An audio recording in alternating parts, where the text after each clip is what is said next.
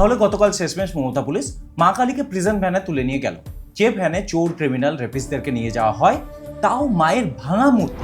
মাতৃশক্তি আরাধনার প্রাণকেন্দ্র এই বাংলায়, এর থেকে লজ্জাজনক বিষয় কি কিছু হতে পারে বলুন তো? গতকাল কাকদ্বীপের চন্দনপুর গ্রামে বিধর্মীরা মা কালীর প্রতিমার মাথা কেটে নিয়ে চলে যায়। যথারীতি পশ্চিমবঙ্গ পুলিশ তৎপরতার সঙ্গে ঘটনাটিকে ধামাচাপা দেওয়ার সব রকম প্রয়াস করে। গ্রামবাসী, পুজো কমিটিকে ভয় দেখানো হয়, মন্দির বন্ধ করে দেওয়া হয়, কিন্তু হিন্দুদের সম্মিলিত প্রতিবাদে মন্দিরের দরজা খুলতে বাধ্য হয়। দুষ্কৃতীদের ধরার পরিবর্তে গ্রামবাসীদের প্রতিবাদ দমন করার নোংরা চেষ্টা করলে তখন ওখানকার হিন্দুরা মারাত্মক আন্দোলন শুরু করে।